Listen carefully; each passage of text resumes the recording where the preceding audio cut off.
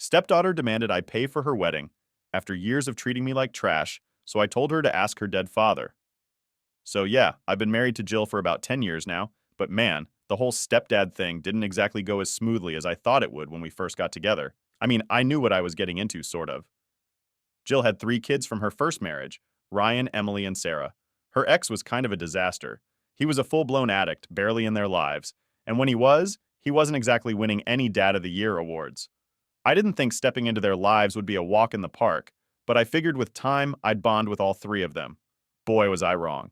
Ryan and Emily were pretty cool with me from the start. I mean, I didn't expect them to jump into my arms and start calling me dad right away or anything, but we got along well enough. I'd help them with their schoolwork, took them out for ice cream a few times, just normal stuff to build a relationship. We had a decent connection and things were pretty good. But Sarah? Nope. From day one, she made it very clear she wasn't on board with this whole new guy in mom's life situation. She was about 13 when I first met her, and let me tell you, that age, it's brutal. Everything I did annoyed her. If I tried to be nice, she'd roll her eyes or make some sarcastic comment. And if I tried to give her space, she'd make it seem like I was ignoring her on purpose. It was a lose-lose situation from the start. The thing is, I tried. I really did. Jill would talk to her, try to explain that I wasn't there to replace her dad, that I just wanted to be part of the family. But Sarah wasn't having it. She always threw in my face that her dad was the best and that I was just some jerk. It became her favorite line anytime I tried to talk to her. Honestly, I get it. Her dad may not have been a great guy, but he was still her dad, you know? Kids will always put their parents on a pedestal, even if the reality is far from perfect. But still, every time she said it, it cut deep. I wasn't trying to take her dad's place. I just wanted to be someone she could count on. But nope, I was just the jerk, trying to swoop in and ruin her life. I figured things would eventually get better, though. Like, maybe after some time she'd warm up to me, right? I mean, people change, they grow, but things took a hard left when her dad passed away. Now, I wasn't really living with Jill and the kids yet, but I was around a lot. I saw firsthand how Sarah's world pretty much shattered when she got the news. Her dad might have been a mess, but he was still her dad. Losing him hit her like a truck. And whatever dislike she had for me before, it multiplied by 1,000 after that. She didn't just resent me at that point, she actively hated me. It was like she blamed me for everything that had gone wrong in her life. And trust me, it wasn't just some typical teenage angst. She really, really hated me. Jill did her best to help Sarah. She got her into therapy, tried to be there for her as much as possible. But honestly, I don't think it made much of a difference. Sarah would barely talk to me, and when she did, it was nothing but insults or these nasty passive-aggressive comments. She was constantly comparing me to her dad, even though he wasn't exactly a shining example of fatherhood. She'd go on and on about how I was just a wannabe and how her dad would have done everything better. It was exhausting. I remember one night we were all having dinner, and I asked her something simple like, "How was school today?" Just trying to make conversation. She glared at me across the table, took a bite of her food, and just goes, "Why do you care? My real dad wouldn't bother pretending like you do." The whole table went silent. Jill shot her that look, the one moms give when their kids are about to cross a line. But Sarah didn't care. She just kept eating like nothing had happened. I didn't know what to say, so I just sat there, feeling like a complete idiot. How do you even respond to that? Over time, I tried backing off, thinking maybe if I gave her space, she'd come around. But the more I pulled back, the more she acted like I didn't exist. The only time she'd acknowledge me was to remind me that I wasn't her dad. She never missed a chance to make me feel like an outsider in my own family. And let me tell you, it wasn't just affecting me. Ryan and Emily were stuck in the middle of this whole mess. They liked me, and we got along well. But every time Sarah threw one of her tantrums, it would make things awkward for everyone. There were nights where Ryan and Emily would ask to stay over at my place just to get away from all the drama with their sister. I never wanted it to be like this. Then came the big one, Sarah telling Jill she'd run away if we got married. Yeah, that happened. Jill and I had been dating for a couple of years at this point, and things were getting serious. I wanted to move forward, to actually build a life together, but Sarah? She wasn't having it. She told her mom flat out that if we got married, she'd pack her stuff and leave. Jill was torn. She didn't want to lose her daughter, but she also didn't want to keep putting her life on hold because of Sarah's attitude. We talked about it a lot, and eventually we made the decision to hold off on getting married for a while. Maybe Sarah just needed more time to come around. Maybe she'd mellow out as she got older. Spoiler alert, she didn't. But at that moment, we just put everything on pause, hoping things would settle down. In the meantime, Ryan and Emily started spending more and more time at my place. And honestly, we got closer because of it. They didn't want to deal with Sarah's constant outbursts, and I didn't blame them. It wasn't just the typical sibling stuff. She was outright mean to them too, especially after they started warming up to me.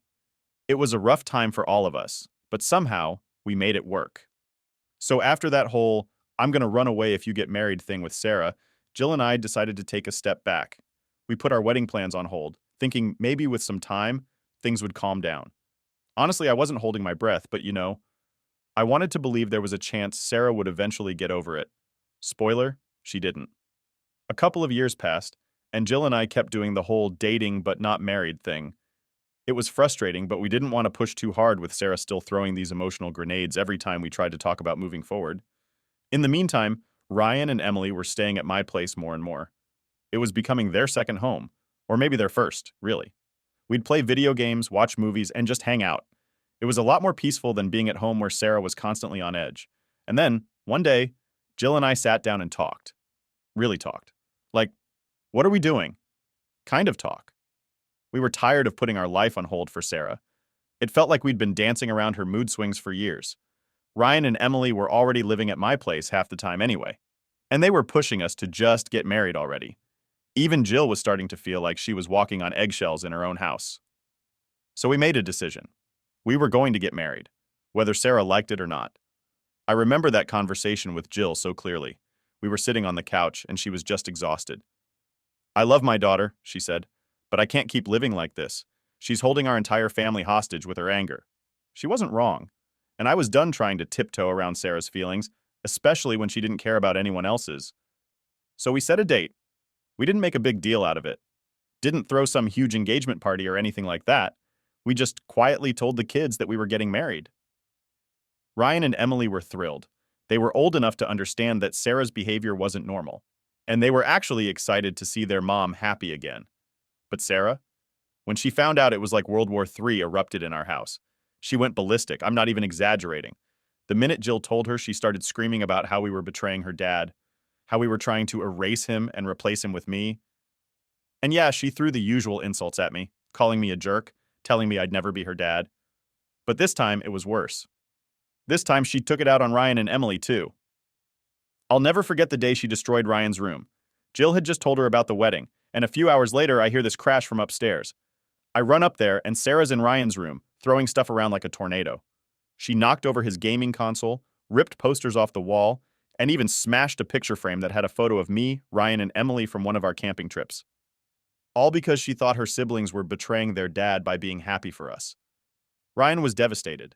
He came home and found his room trashed, and all he could do was stand there, staring at the mess. He didn't say anything, but I could see it in his face. He was done with Sarah. He'd tried to be understanding, tried to be patient, but this was too far. I helped him clean up, but the damage was done. That night, he and Emily both came to me and said they wanted to move in with me full time. They were tired of the constant drama with Sarah. They didn't want to feel guilty for being happy or for having a relationship with me. Jill was heartbroken, but she understood. She knew Sarah was pushing everyone away, and she couldn't keep pretending everything was okay. So, Ryan and Emily officially moved in with me, and it was like a weight was lifted off their shoulders. They didn't have to deal with Sarah's outbursts every day, and we finally started to feel like a real family. Of course, Sarah wasn't done with her antics. After Ryan and Emily moved out, she became even more distant. She barely spoke to her mom and almost never came around when I was home. Jill tried to keep the peace, but Sarah was like a ticking time bomb, always ready to explode at the slightest mention of me. One day, she flat out told Jill, "If you marry him, I'll never come back here." I overheard that, and honestly, I didn't even feel angry anymore. I just felt tired. Tired of the constant drama, tired of the insults, tired of trying to make a relationship work with someone who clearly didn't want one. We went ahead with the wedding plans, small ceremony, just family and close friends. Ryan and Emily were both excited and even helped us pick out a venue. Jill kept hoping Sarah would come around, maybe even show up to the wedding.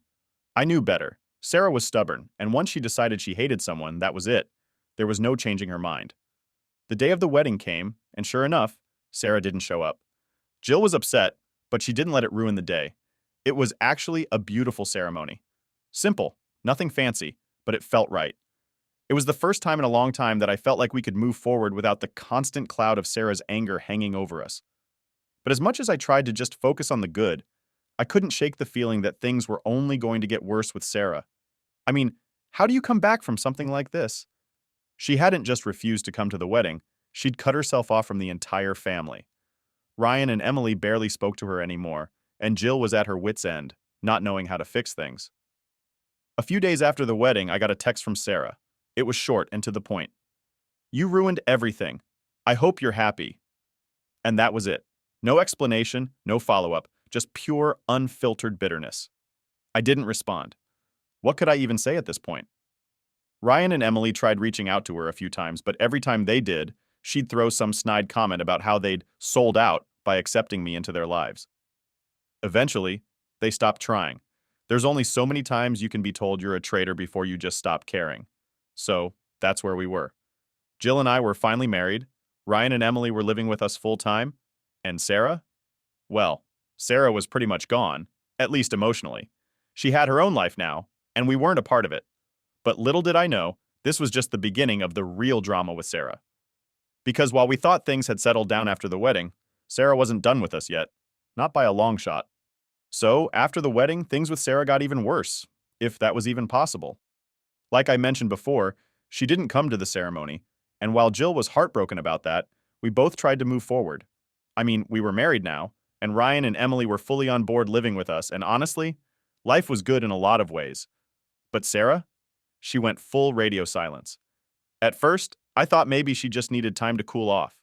I figured she'd be mad for a while, but eventually she'd come around. I didn't expect her to suddenly want a relationship with me, but at least talk to her mom, right? But weeks went by and she didn't say a word to Jill. Not even a simple congratulations or anything. It was like we didn't exist. Jill was torn up about it. She tried calling, texting, even showing up at Sarah's place, but Sarah wouldn't answer the door. It was painful to watch Jill go through that, knowing there wasn't really anything I could do to fix it. Sarah had made her choice, and she wasn't interested in being part of our lives anymore. Ryan and Emily weren't surprised. In fact, they were kind of over it at that point. Sarah's behavior had been so toxic for so long that they just stopped caring. I mean, don't get me wrong, they still loved their sister, but they weren't going to keep reaching out if all she did was throw their support for me in their faces. It was exhausting for everyone. Then out of nowhere, about 6 months after the wedding, Sarah reaches out to me. Not Jill, me. I'll be honest, I was shocked. I hadn't heard from her directly in what felt like forever, so when I saw her name pop up on my phone, I was like, what now? I wasn't exactly expecting a friendly chat. So I opened the text and guess what? She's not texting to make amends. Nope. She's asking me if I'm going to pay for her wedding. Let that sink in for a second. This is the same girl who spent years telling me I'm a jerk, that I'm not her dad, and that her real dad was some kind of superhero. The same girl who trashed Ryan's room because he dared to accept me as his stepdad. And now, after completely ghosting us for months, she suddenly wants me to pay for her wedding? I couldn't believe it. I didn't respond right away. I mean, how do you even answer that? I showed Jill the text, and she just kind of sighed. She knew what Sarah was like, but this was something else. Jill didn't tell me what to do. She left it up to me, but I could tell she wasn't exactly thrilled with the idea of me paying for Sarah's wedding. After thinking it over for a bit, I decided to call Sarah. Texting felt too impersonal, and I didn't want to get into a back and forth over messages, so I dialed her number, not really sure what I was going to say, but knowing I had to say something. She answered, and right away, I could tell she wasn't calling to chat. Her voice was sharp, like she was annoyed that I'd called instead of just saying yes to her text. She didn't even bother with small talk, just went straight into how she was getting married, how her dad would have paid for everything if he were still alive, and how it was only fair that I cover the costs since I'd paid for Ryan and Emily's weddings. I let her finish, just kind of sitting there, stunned by how blunt she was being, and when she was done, I took a deep breath and told her no. I wasn't going to pay for her wedding. There was a pause on the other end of the line, and then she just exploded. "What do you mean, no?" she snapped. "You paid for my siblings, but not me? That's not fair. You're supposed to be part of this family." That part stung a little. Here she was, accusing me of not being part of the family when she's the one who's pushed me away for years. But I kept my cool and told her, "Sarah, I paid for Ryan and Emily's weddings because they wanted me to. They've accepted me as their stepdad, and we have a relationship. You've made it pretty clear you don't want me in your life, So why would I pay for your wedding? She didn't like that answer at all. She started yelling, calling me all sorts of names, telling me I was selfish, that I was trying to punish her, that I'd never be half the man her dad was. I've heard all of it before, but it still hit hard. I've tried for years to be there for her, and all I ever get in return is hate. At this point, I was done. I told her, "Look, Sarah, I'm sorry, but I'm not paying for your wedding. You've spent years telling me I'm nothing to you. You don't get to come out of nowhere and ask me for something like this. It doesn't work that way." And then, that's when I said it. I probably shouldn't have, but I was just so fed up. I said, "If you want your wedding paid for, why don't you ask your real dad?" There was silence on the other end of the line. Dead silence. And then she hung up. I stood there, staring at my phone, feeling this mix of guilt and relief. I knew I'd gone too far. I knew mentioning her dad like that was a low blow, but at the same time, I was just done. Done trying to please someone who clearly didn't want anything to do with me unless it involved money. Done being the bad guy in a story I never asked to be a part of. I told Jill what happened, and she didn't say much. She just nodded like she understood, but I could tell she was worried. Worried about what this meant for her relationship with Sarah. Worried that things would never get better. And maybe they wouldn't. Maybe that was just the way things were now. After that, I didn't hear from Sarah again for a long time. She didn't reach out, didn't try to fix things, and honestly, I didn't either. I figured we'd both said all we needed to say. I'd crossed a line, sure, but I wasn't about to apologize for finally standing up for myself after years of being treated like garbage. Still, it weighed on me. I wasn't proud of what I said, but I also knew it had to be said. I wasn't going to let her keep using me as her emotional punching bag. Not anymore. So, yeah, that's how the whole wedding payment thing went down. It wasn't pretty, and it definitely didn't end the way I'd hoped, but at least I said what I needed to say. Maybe now she'd finally realize that you can't just treat people like crap and expect them to give you whatever you want. But who knows? With Sarah, it's always something.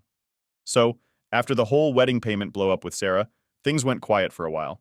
And by quiet, I mean dead silent. I didn't hear from her, and honestly, I wasn't expecting to. Jill was still trying to process the whole situation, but she didn't push me to reach out or apologize. She understood that what I said, while harsh, had been building up for years. I mean, anyone would have snapped at that point, right? Anyway, life went on. Ryan and Emily were living with us, and it was good. Peaceful, no drama. I think they were both relieved that Sarah wasn't around to stir things up anymore. We'd talk about her from time to time, but not much. It's like everyone just decided that this was the way it was going to be, and we all moved on. But of course, that peace didn't last. It was probably about 2 or 3 months after the whole "ask your real dad" incident that I got a call from Ryan. He was out with some friends, and guess who he ran into? Sarah. Apparently, she'd been avoiding all of us, but she'd been keeping in touch with a few of her old friends from high school, and one of them was part of Ryan's group. Awkward, right? Ryan said the whole thing was weird. Sarah didn't talk to him much, but she did make a point of letting everyone know how terrible I was for refusing to pay for her wedding. Like, she was still angry about it, but what made it worse was that she started twisting the story to make me look even worse than I already did. According to her, I didn't just refuse to pay, I laughed in her face and told her she didn't deserve a wedding at all. Ryan knew that was BS. He was mad for a while, but not at her. More like mad at the situation. He told me he wasn't even surprised that she'd try to play the victim card in front of her friends. He said she was acting all hurt and betrayed, like I had personally destroyed her dream wedding or something. Classic Sarah move, right? Play the victim, shift the blame, make it all about her. That night, Ryan came home and filled me and Jill in on what happened. Jill didn't say much, just listened. I could tell she was hurt by what Sarah was doing, but again, she wasn't surprised. At this point, none of us were. But then, things took a turn I wasn't really expecting. A few days after Ryan's run-in with Sarah, I get a call from a number I don't recognize. I normally don't answer unknown numbers, but something told me I should pick up. So, I do. And it's Sarah. Now I haven't spoken to Sarah since that whole wedding argument, so I wasn't exactly sure how this was going to go. At first I thought maybe she was calling to apologize or at least try to patch things up. But no, it was nothing like that. The second I answered, she went right into it. "You really think you can just say whatever you want to me and get away with it?" She snapped. I was caught off guard, obviously. I tried to stay calm and asked her what she was talking about, and that's when she unloaded. She started accusing me of turning Ryan and Emily against her, saying that I was the reason the family was falling apart. She even blamed me for her mom and her not talking much anymore. Apparently, I was responsible for all of it. I couldn't even get a word in. She just kept going, saying how I've ruined everything, how I've always tried to replace her dad, and how she can't believe her mom chose to marry someone like me. It was like years of pent-up resentment were coming out all at once. And the worst part? She honestly believed every word she was saying. When she finally stopped, I tried to explain that I wasn't trying to replace her dad, that I never wanted to come between her and her mom or her siblings. But she didn't care. She wasn't listening. In her mind, I was the villain, and nothing I said was going to change that. So I just told her, "Look, Sarah, I'm sorry things turned out this way, but you've made it clear you don't want me in your life. I'm not going to keep fighting with you about this. If you ever want to talk, I'm here, but I'm done with this back and forth." And then she said something that stuck with me. She said, "You've never been part of this family, and you never will be. You're just some guy my mom married." That one hurt. I mean, after everything I'd been through with her siblings, after years of trying to be there for her, she still saw me as nothing, just some guy. But I wasn't about to let her see that it bothered me. So I just said, "Okay, if that's how you feel, I get it." And then she hung up. I sat there for a while, just kind of processing everything. I wasn't surprised by her reaction, but it still hurt. I mean, who wouldn't feel hurt by that? I've been in her life for over a decade, and to her, I'm still just some guy. But I guess that's how it was always going to be. Later that night, I told Jill about the conversation. She didn't seem surprised either. She just nodded and said, "She's angry. She needs someone to blame." Yeah, that was probably true, but it didn't make it any easier to deal with. At this point, I didn't know what else to do. I'd done everything I could to try to make things work with Sarah, but it was clear that no matter what I did, it was never going to be enough. And honestly, I was tired. Tired of being the punching bag. Tired of always being the bad guy in her story. It was exhausting, and I didn't have the energy to keep fighting a battle I was never going to win. So after that, I made a decision. I was done. Done trying to fix things with Sarah. Done trying to be the dad she clearly didn't want. I was going to focus on the people who actually wanted me in their lives. Ryan, Emily, and Jill. If Sarah ever wanted to come around, I'd be here. But until then, I was done putting myself through the emotional ringer for someone who didn't want me there. I didn't hear from Sarah again for a while after that, and I didn't go out of my way to reach out either. I figured if she wanted to talk, she knew how to find me. But I wasn't going to keep chasing after a relationship that was never really there in the first place. It's a weird feeling giving up on someone, but sometimes you just have to accept that you can't fix everything. And that's what I did. After that last call with Sarah, where she told me I was just some guy her mom married, I thought that was the end of it. I'd come to terms with the fact that Sarah was never going to see me as part of her family. And honestly, I was okay with that. Well, not okay in the sense that it didn't bother me, but I was done putting in the effort to try and fix something that wasn't fixable. Life carried on. Jill, Ryan, Emily, and I found our groove, and things were calm, which was nice for a change. Sarah hadn't spoken to any of us in months, and while I know that hurt Jill, she didn't push it. I think she was starting to realize, like I did, that maybe Sarah needed time, or maybe she'd never come around. Either way, we couldn't keep putting our lives on pause for her anymore. But just when I thought things had settled down, Sarah came back into the picture. Again, not in a good way. It was a Saturday afternoon. I remember because we'd been having a lazy day, just hanging out at home, and then the doorbell rang. Jill got up to answer it, and I could hear voices at the door, but nothing too alarming. Then Jill walked into the living room, and she had this look on her face, like she didn't know whether to be angry or upset. "Sarah's here," she said. I wasn't sure what to expect, but I figured maybe Sarah had decided to come over and finally talk. Maybe after all this time, she wanted to try and mend things, or at least have a conversation that didn't involve her yelling at me. I got up and went to the door, trying to prepare myself for whatever was about to happen. But the minute I saw her standing there, I knew this wasn't going to be a friendly visit. Sarah didn't look like she was here to talk. She looked angry, really angry. "I'm here to get what's mine," she said. No greeting, no small talk, nothing. Just straight to the point. I was confused. "What do you mean, what's yours?" I asked, trying to keep my voice calm. She crossed her arms and glared at me. "Ryan and Emily told me you paid for their weddings. That's not fair. You owe me the same." There it was again. The same argument she'd been making for months. But this time she wasn't asking over the phone or through text. She was standing in my doorway, demanding it like she was entitled to it. I took a deep breath and tried to explain, again, why I wasn't going to pay for her wedding. "Sarah, I've told you before. I paid for Ryan and Emily because we have a relationship. They've been a part of my life for years. But you've made it pretty clear you don't want anything to do with me. So why would I pay for your wedding? I thought maybe, just maybe, she'd understand that. But no, she didn't. She stepped closer, practically in my face, and said, "You think you can just walk into my family and decide who gets what? You're not my dad. You never have been. But if you're going to pretend to be, then you better treat all of us the same."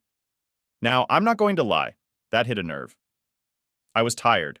Tired of being treated like I was the bad guy for not giving in to her demands.